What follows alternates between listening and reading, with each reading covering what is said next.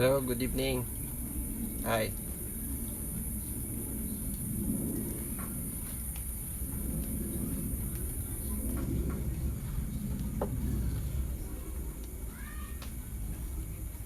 Hello, good evening. Mm,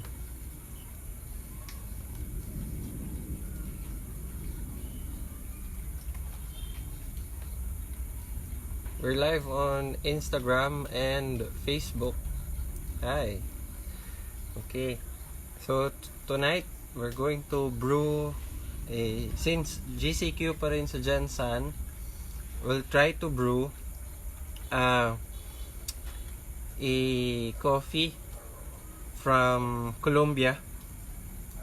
Uh, this one is a carbonic maceration. The process is carbonic maceration. So I hope you stay tuned. So I'm going to preheat my my vessels. So what we're trying to do tonight is to introduce you in one of the most underrated or feared brewing method, the siphon. This one is a siphon. This one also is a siphon. This one. People will think na siphons are very much delicado, like that. So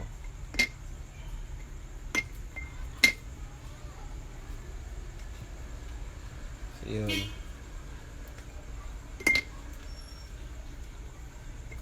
We'll brew with using siphon.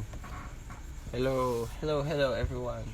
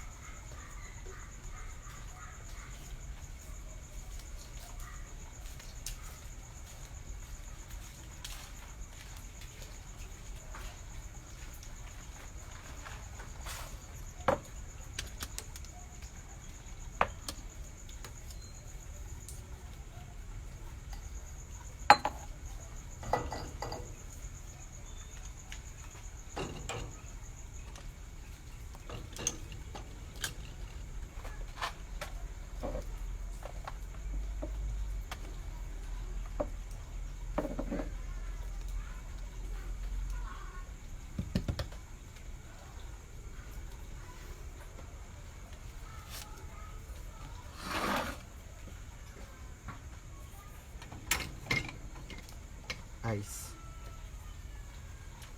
No ice.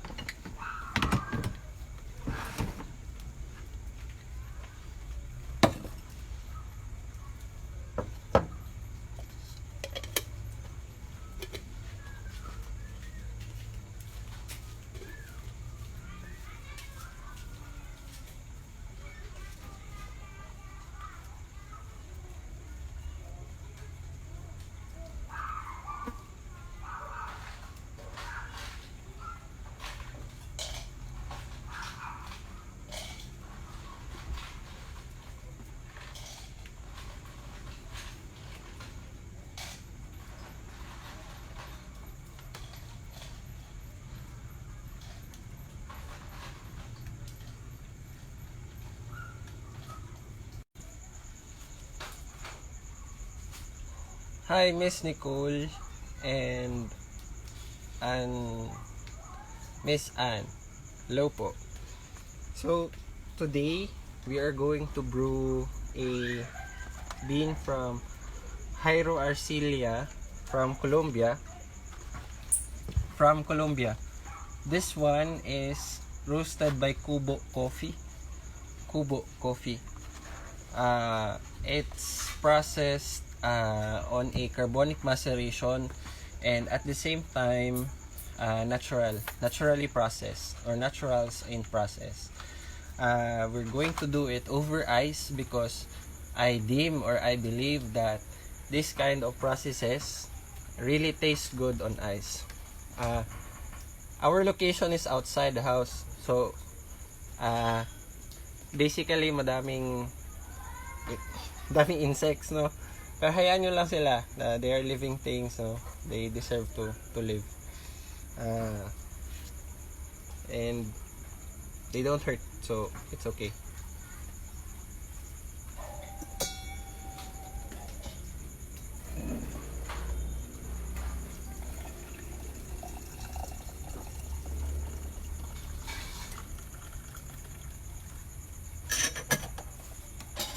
So again, welcome to Side Notes Coffee and Company.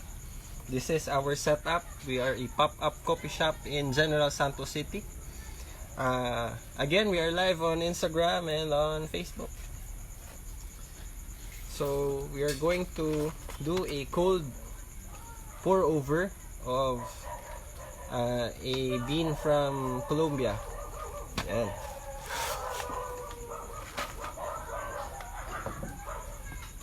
So still we're using a Timor Chestnut C2. So this one is set for 17 clicks. Yes sir, good evening Mr. Jesse Bruce and Sir Avel Manansala. Hello. It's nice to see you virtually. And sa ating nag-iisang viewer sa Facebook. Hello, I can't see you. Mamaya mentor ko yan. So we're going to dose 15 grams of the bean and we're going to pour 150 of hot water.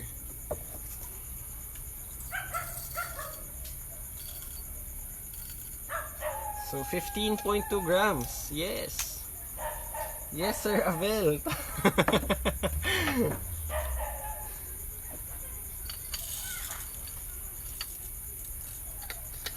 So the process of the bean was carbonic maceration. In a carbonic maceration, what happens is that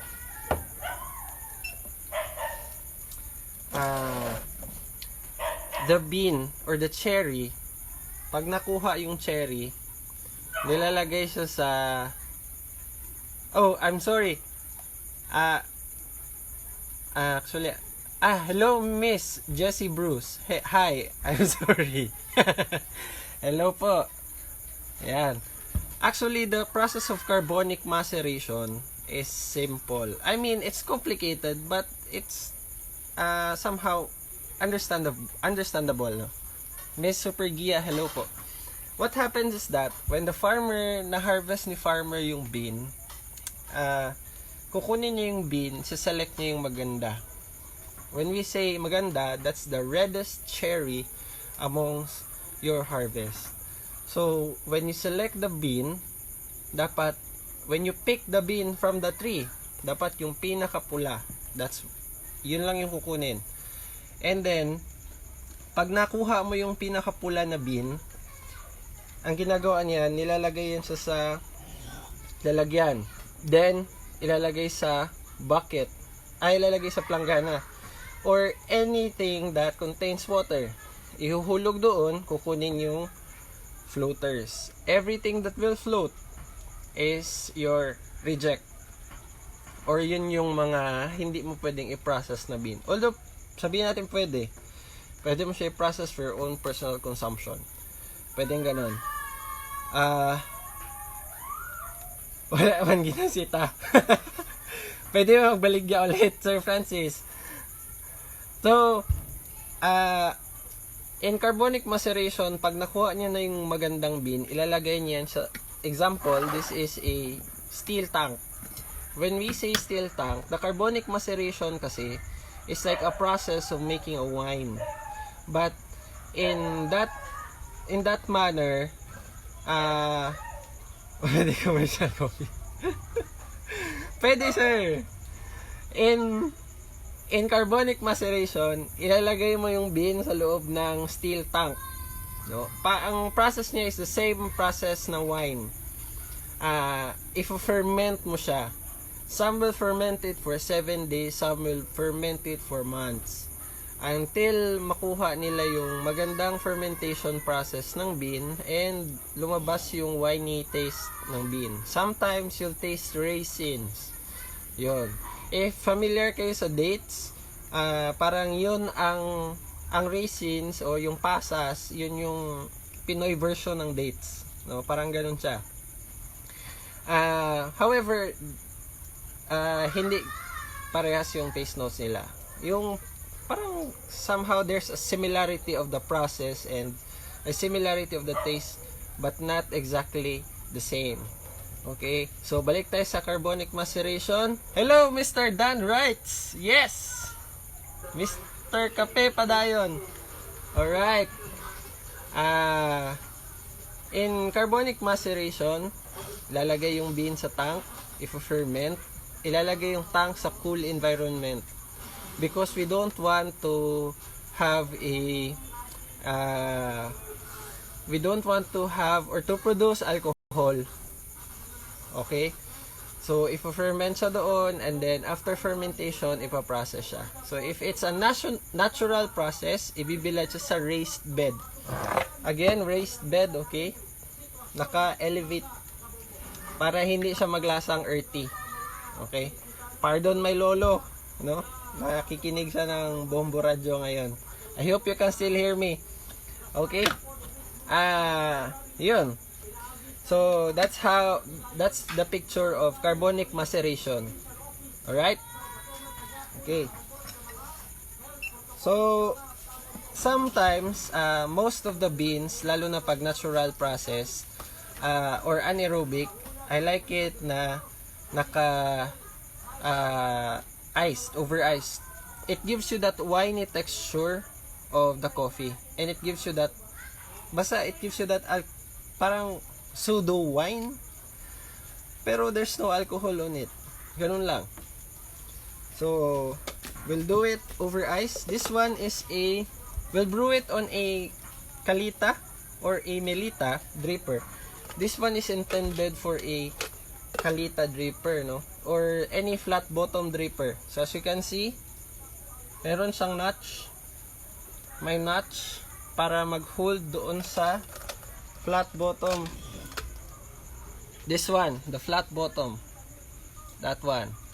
Para may mag-hold doon sa flat bottom. Alright. This one is a kalita style, no? This one is not a kalita. It stinks the palate. Yes, anything that is earthy is as a result of a low elevation drying technique. Tama, Sir Dandrites. Tama, Sir Kape Padayon. Mr. Pompadour, thank you for joining. Okay, so this one is ice. Okay? So as you can see, this is ice. And it's mineral water po. Yan. Mukhang lalakas pa ang ulan today. So let's start grinding. It's still a 17 clicks on a typica. Yan. Dami kong pets.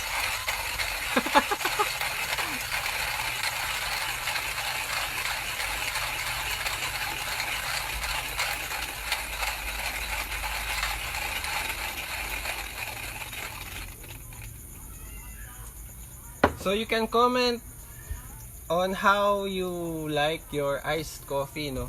For me, I like it this way or the other way around.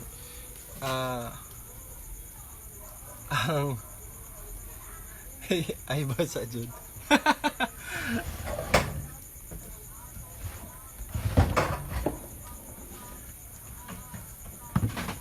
Dagan galupad oy. Oh, Sir Francis, dagan na galupad na ako sa gawas, sa balay. So, that's nature. Dawat-dawat lang.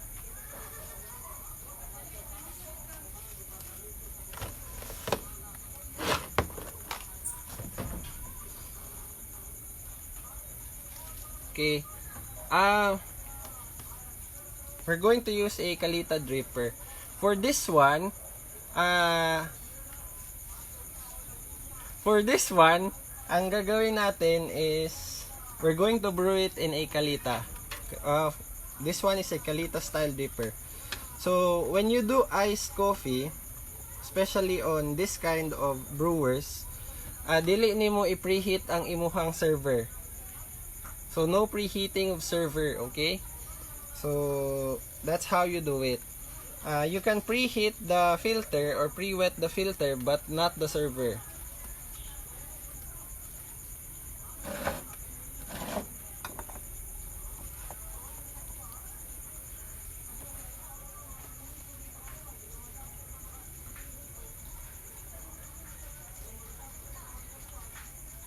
Okay. Ngayo ko anak kuya. Oo pa, sige pa. Kay Papa is a viewer sa live. Hello. Okay.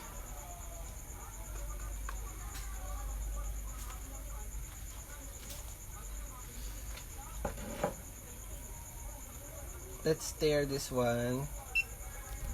Alright. Uy, tayo.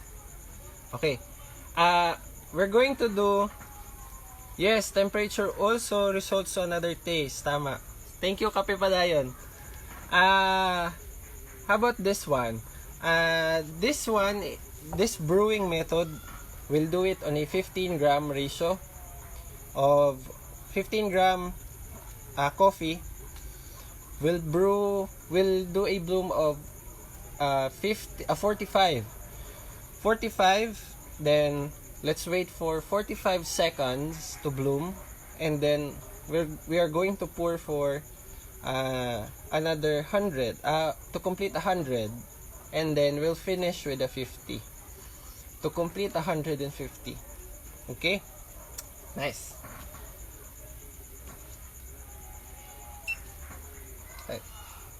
Ay scam, wala pa kape, wala pa day kape. Okay, so this is your coffee.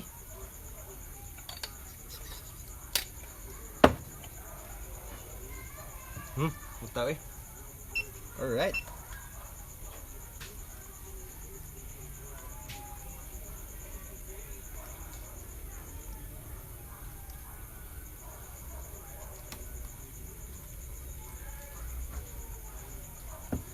So later our discussion will be around grinders. Did you? Yes sir. Actually sa mother niya nagmana si Linus. Linus is the name of my son. So may mga magtataka bakit 150 lang yung water. Ladies and gentlemen, ganito yon. There's a reason behind the 150 water because we are already pouring over ice. So ang tendency, if we pour the 225, sometimes it becomes diluted.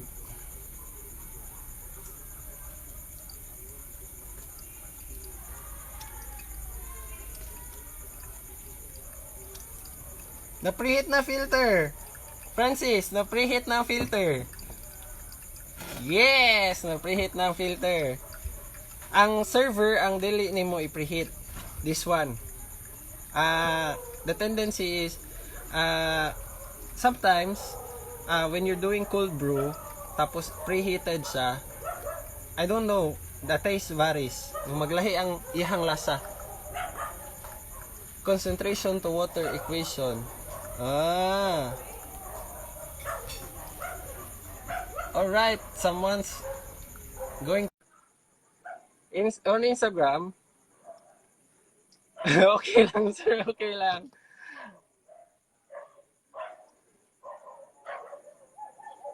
So it's 1:13 already. And let's pour the last one.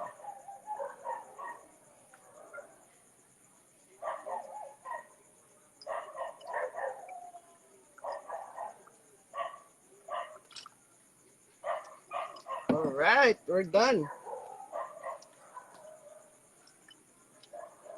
We're done already.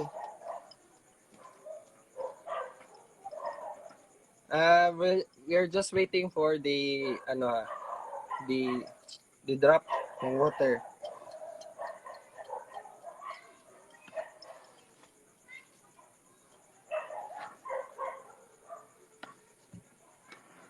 Ayos. Balhin ko diri. Hello, Sir Francis. Yes.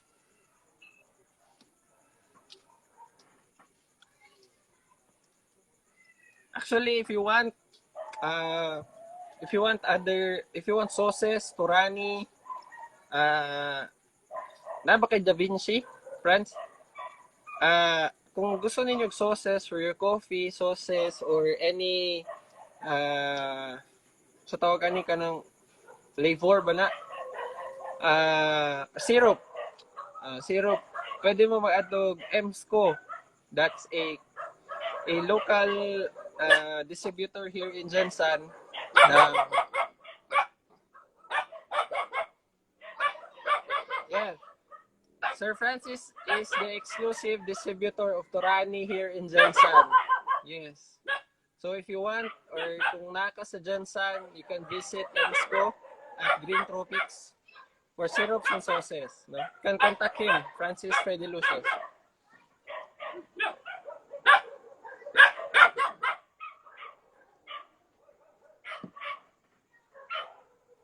Alright. Manta. People will ask you, sir, anong wala ni mo gi-brew sa cone? Or anong wala ni mo gi-brew sa Chemex? Chemex, if you have a delicate bean, oftentimes ginabuhat na ko siya na Chemex. Naga-Chemex ko. Yes, Sir Dan. Naga-Chemex ko. Kay somehow makaproduce ka og lamion nga coffee sa Chemex. You can the fragrance, the aroma that you'll have in Chemex usually becomes vibrant. Usahay makaproduce ka og floral na aroma. Hello, Sir Midnight Spaces, Sir Ethan. Hello, good evening. Usahay makaproduce kag vibrant aroma on Chemex. So, you can never go wrong with Chemex, actually. However, I decided to brew it on a Kalita type or a flat bottom because, reality speaking, fan ko sa Kalita. I'm not saying that I'm not a fan of flat cone type drippers, but somehow I started with Kalita.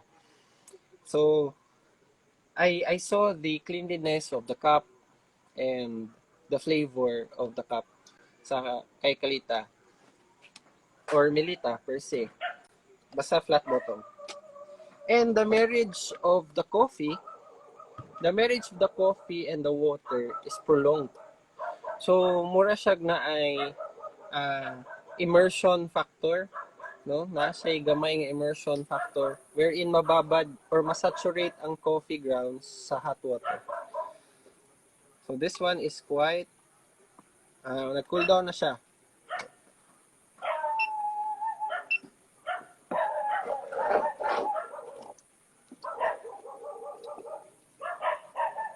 So mag-promote lang ko. Char lang.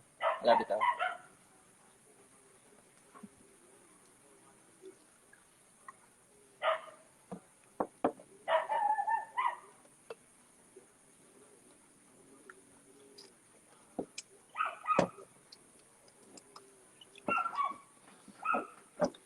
Actually, lahi-lahi siya glasa, no? Coffee.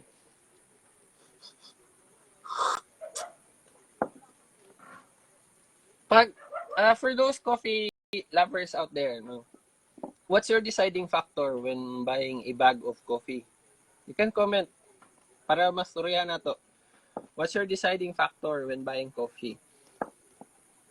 Do you buy coffee because of the notes that you can see on the packaging? Or do you buy coffee because uh, you you just want to explore or to taste coffee?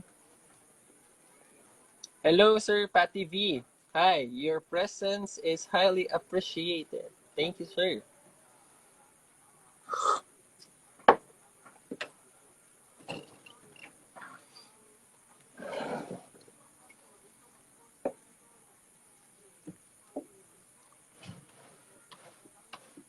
So, for me personally, kung nagakuha ko og nagakuha ko og bean, the deciding factor for me is the process. Uh, the process man good, it will give you somehow, it will give you la, ninapangutana nako, bossing kung kaya ba ko sa kape paglaban. Nice one! Nice one, nice one. Nice one. Sana makauwi, sir. Oh, yes, sana makauwi. Ingat sa trabaho, Sir Patty. Oh, okay. For us in side notes, and for me personally, we buy a bag of coffee because we want to discover new processes. Uh, Luckily, we have our good roaster and mentor also, Sir Eloy Cadilinia. Kape Ruming or Thai Ruming, as we call him, and his product. Uh, is a local roaster here in Jansan. Also, Mr. Francis Pedaluces is also a roaster, a Q grader here in Jansan. Sir Arnel is also a Q grader. So, whenever we buy coffee from him, Kape Padayon, Caffeine Avenue, and Side Notes, uh, we are very much privileged and honored na siya ang nagasupply sa among bean. And he gives us knowledge of how the bean is processed. Yes. So, ganon. Ano ba? So, again, sorry never ending. Whenever we buy a bean, we want to know the process, not the notes. Why? Ma-pressure manggod ka, pangitaon ang notes. Let's take, for example, this one. The notes for this is strawberry, red apple, and red grapes. Have you tried strawberry raw? Like the fruit. Have you tried strawberry?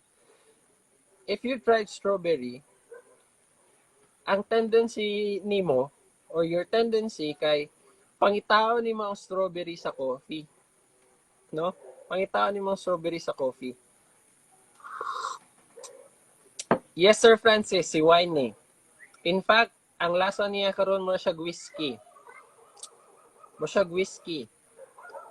Mo siya nasa oak barrel or aged in oak or more of a wine na semi-dry. I'm not going to say that it's not balanced. It's not for me to judge kung balance or dili. I'm not a Q grader again. Okay?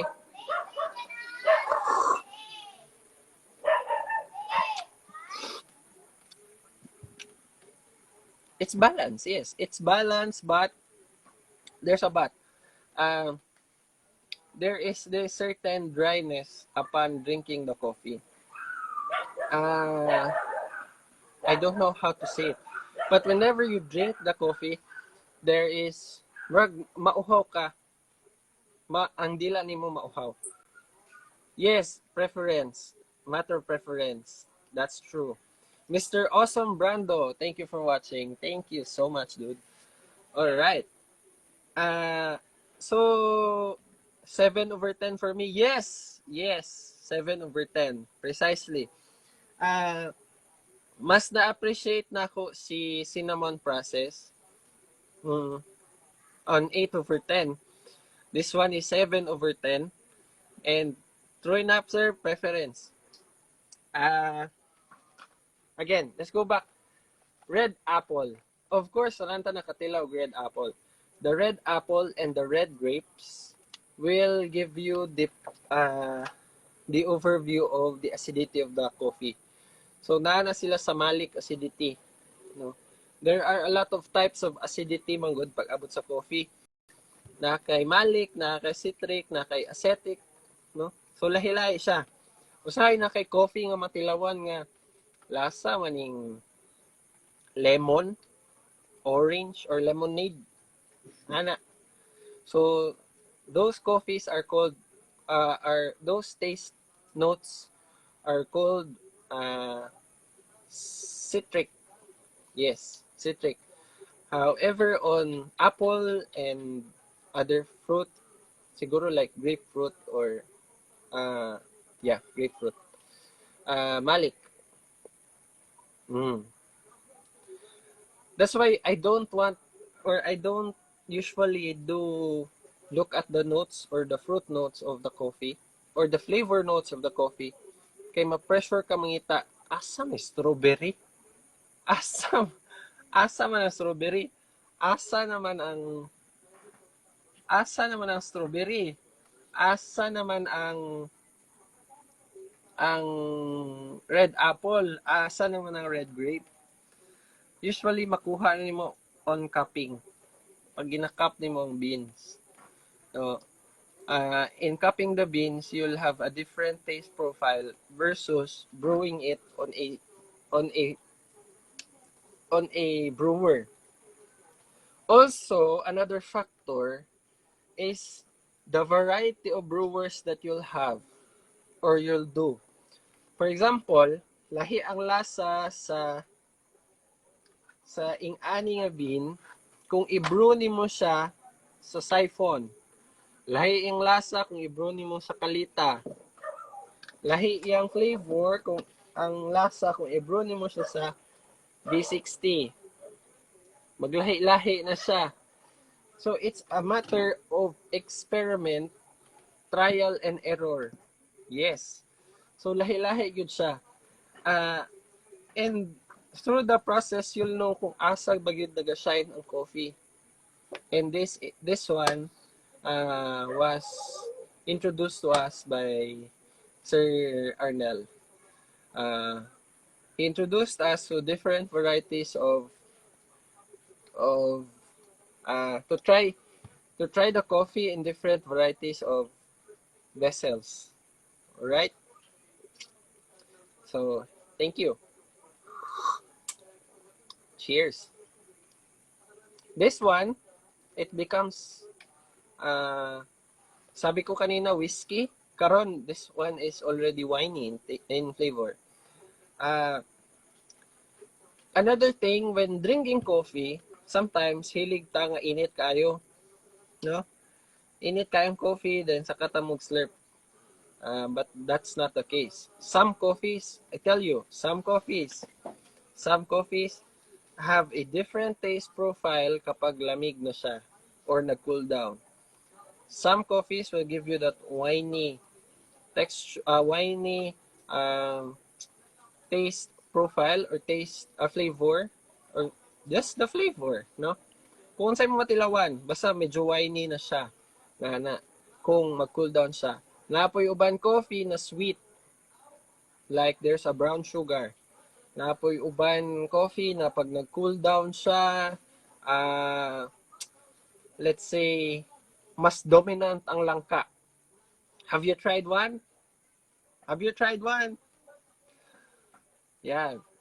So, madaming factor ang coffee. Trust me. Trust us. So, yun. Madami siyang factor. And if you want to explore more of the coffee, you explore it on different vessels. Because you don't limit yourself in B60 alone. You don't limit yourself in V60. You don't limit yourself in French press. You don't limit yourself in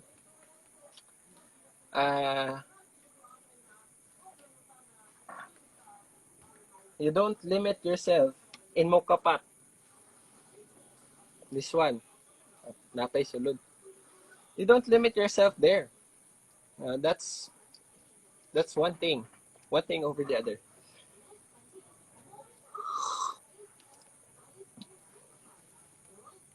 Hello, hello. Yes, the Mokapat. Ang scam na Mokapat. Hi, Linus. Hello. Hi.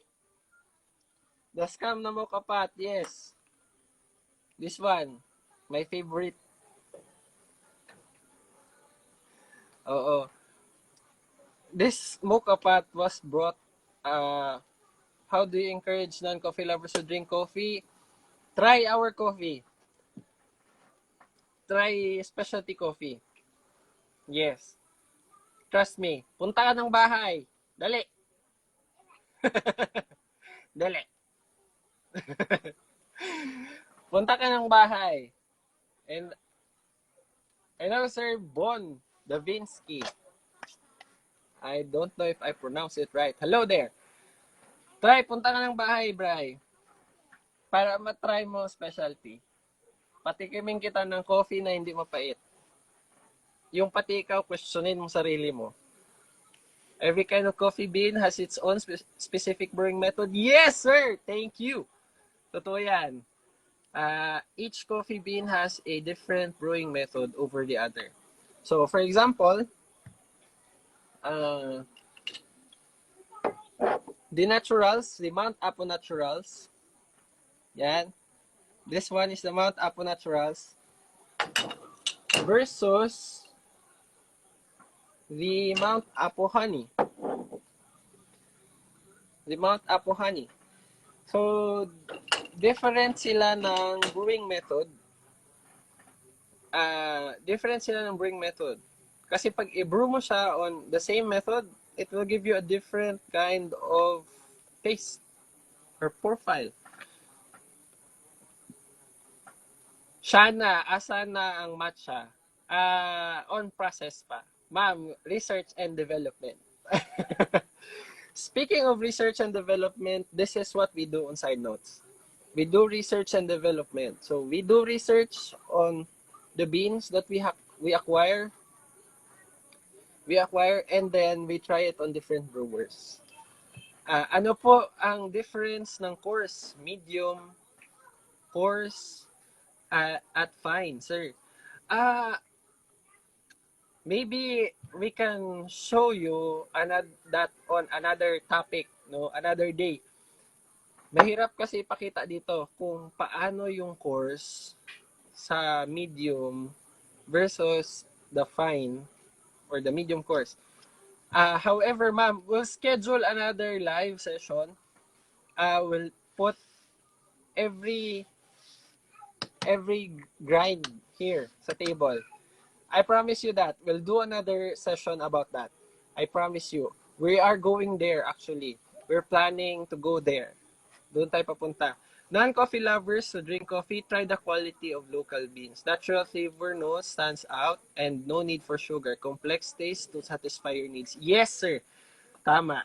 Actually, before you jump trying beans from abroad, we highly encourage you to taste the local beans of the Philippines.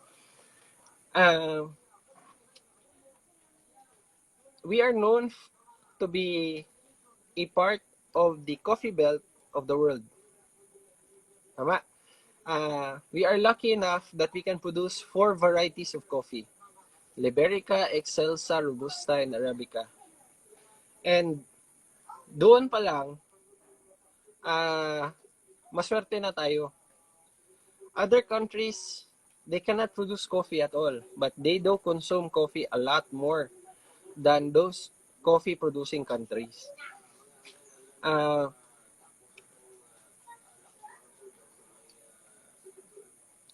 tell you, the first time that I tasted a specialty coffee, it gives me the feeling of elation. Yung tipong, you imagine the sunrise sa Sanchez Peak. If you're taga Jansan if taga Jansan ka, it's as if you climb the mountain, you experience the sunrise, tapos, That's it. That's how you feel. That's how I feel. The fresh air, the vibrancy, and I don't know, the lightness of the coffee. It's as if you're drinking a relaxant. Parang ganun siya. Imagine. And when I drink coffees from abroad, it gives me that strong flavor. Parang, mm, yan, abroad beans. Parang ganun, ibabagsak niya. So, imagine, uh, mahirap siyang, mahirap siya determine. Unlike, paano ba? Mahirap siya i-justify. I'm lost of words. But, to tell you honestly, that's how I feel whenever I drink imported imported beans. So, when drinking imported cups of coffee. Yes. Oh, another comment. Side notes. Some coffee smells like citrus, some tobacco, some have spicy notes. What can you recommend? A note especially to those people na aroma ang gina-consider, if that's a correct term. Hey. Sir! Yes, sir! Mr. Dioker. Hi, sir. Thank you for joining. Sir Bon. Yes. Doc Bon. Ah, madaming, depende kasi sa tao yan. Kung aroma ang hinahanap mo, ah, madaming pwedeng i-offer si coffee. There's this, so you're talking about citrus, tobacco, and spicy notes. Those are flavor. When you say aroma, when you say aroma, that's the uh, the smell of the coffee infused with water. Yes, that's your aroma. So whenever you smell that, it gives you that floral, uh, the floral aroma. You'll have the brown sugar or the sugary or the sweet. So nakakay different aromas. If I were you, it depends on how you want your coffee. Because it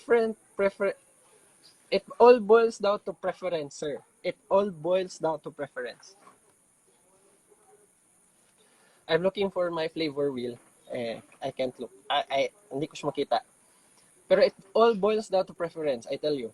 Whenever you brew coffee, it all boils down to preference. How about we brew while we talk? Have you tried brewing in a siphon?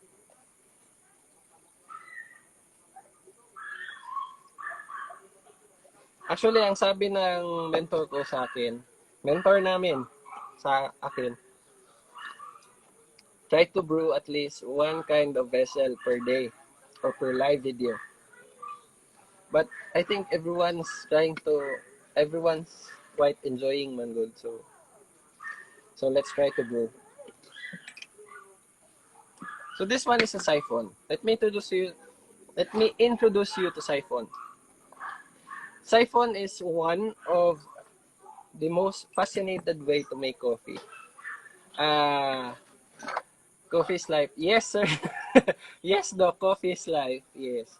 Even in college days, when college days pa, coffee na is life. And we are considered coffee lover if we drink 3-in-1 coffee. Coffee lover ka na, 3-in-1 coffee. Okay. So, siphon, let me explain to you. This one is a coffee siphon. Alright. This one also is a coffee siphon. So, we got two. For comparison, they are the same. They are the same. So, the upper chamber holds the coffee grounds. The lower chamber holds the water. Alright? So, it's all the same. It's just the same. Okay. The other one, okay. In the upper chamber, you'll see this white thing. This one is your filter. This one is your filter. Okay?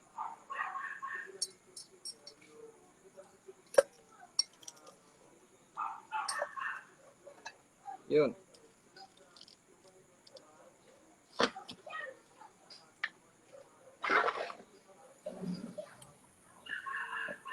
So let's dose 15 grams of coffee here in the siphon and fill this one with 250 grams of water. This is going to be a short brew. Remember, siphon will give you a short brew, a hot coffee, a very hot coffee, but it will give you a clean taste. So this one's okay lang.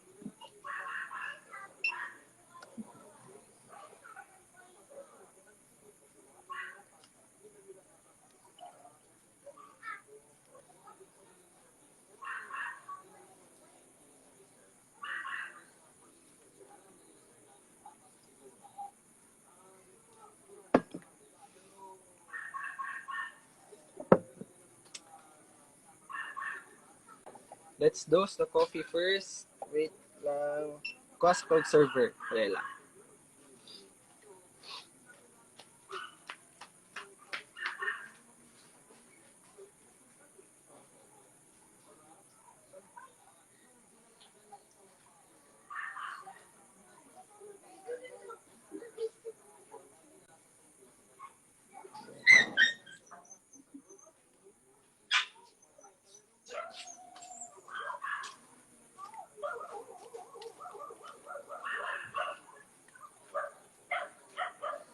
So, okay.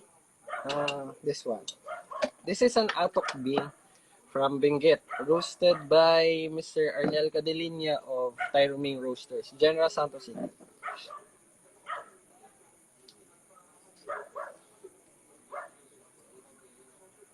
Yeah, 15 grams. 15 grams.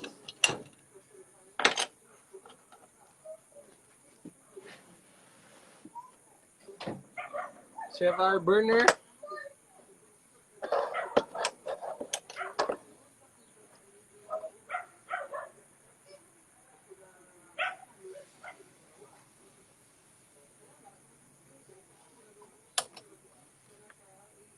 What? So we have our burner. Yeah.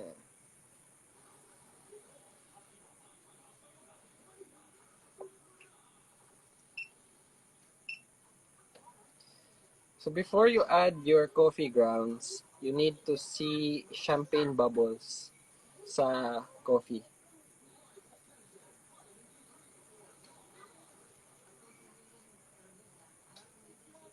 Hi, Facebook viewer. Hello.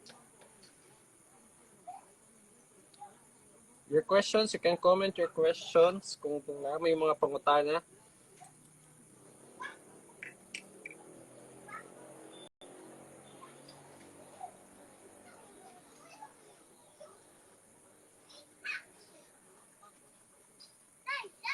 Yes. Yeah, we're going to play your playset. Yes. It's the ultimate hauler.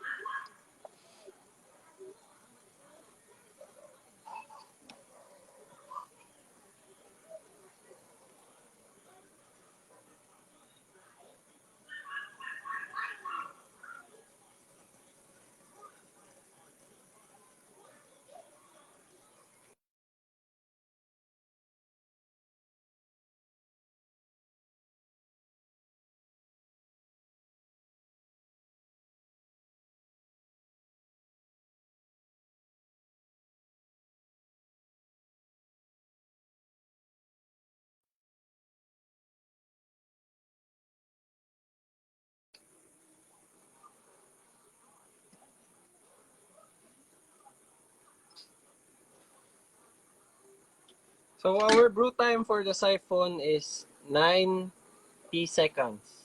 So the first 45 will be the stir.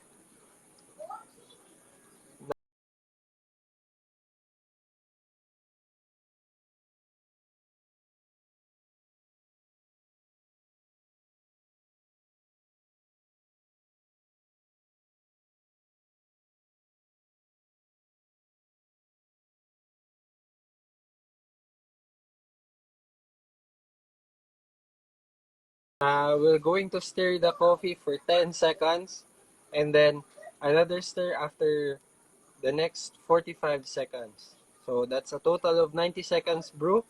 Then we're going to do the drop. So we'll turn off the flame and then the coffee will drop. So as we drop the coffee, we start our timer. Okay?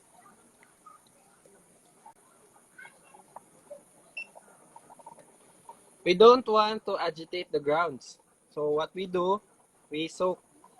We soak the grounds, but do not stir.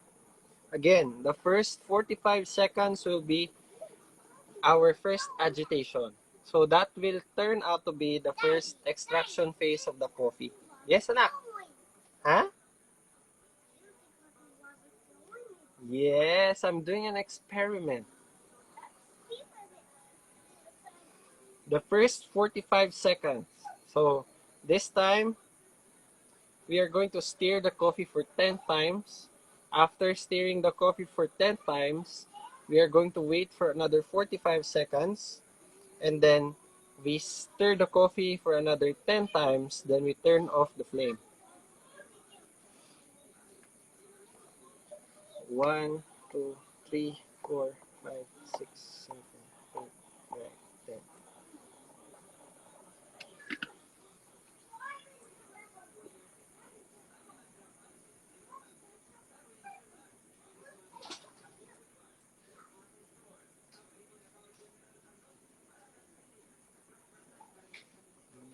30 seconds.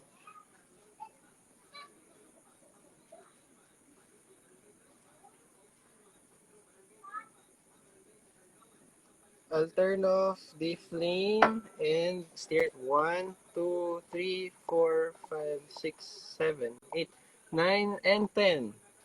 Then we have our siphon.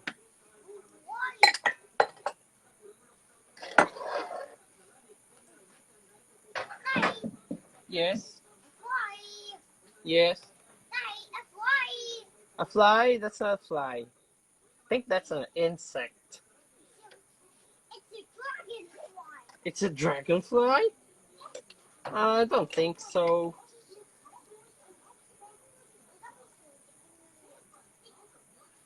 Alright. No. Now, uh, doing a coffee in a siphon. Yes. Yes. Doing a coffee in a siphon gives you uh, doing a coffee in a siphon is not that simple. You always have to remember that coffee is very is a very unpredictable uh, is a very unpredictable uh, drink. So let's say for example, the siphon also is a very unpredictable vessel. To tell you honestly, before we mastered siphon, we are not yet mastered pagdating sa coffee brewing, even sa siphon. Before we got the technique for the siphon, uh, we tried a lot of bean. We wasted a lot of water, a lot of resources, so on and so forth. So ganun siya. Can you see? Can you see the dome? Can you see the dome? That dome indicates that you have a good extraction. That dome indicates a good extraction. Uh, Yes, the dome. We call that puck. Puck, not the F. It's P, letter P. We call that puck. Yes. Now, this coffee will give you a hot, hot, very hot coffee, but a very clean one. Now, question, sir, what do you use? For those who's using siphon already, sir, anong ginagamit ninyong filter? We do have paper and we do have cheesecloth, but we prefer cheesecloth rather than paper. Why? Because ganito yan. Yung paper, nakakalusot doon yung bean. So, hindi ka makakagawa ng ganitong klaseng pack. Ganito ka perfect, no? Na cone, na pack, or cookie. So, hindi ka makakagawa ng ganyan sa cookie. Sa pack. Sa siphon. Hindi ka makakagawa ng ganito sa siphon. Kasi, ang mangyayari, kapag paper filter ang gamit mo, ang tendency, papasok sa ilalim yung coffee. Papasok sa ilalim yung coffee. And we don't want that. Because we want a clean cup, right? So, whenever we're aiming for a clean cup,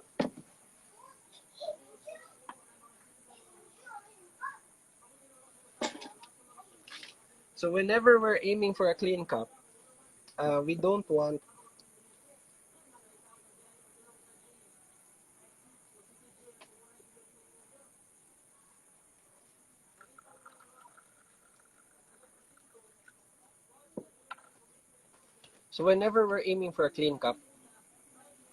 we don't want that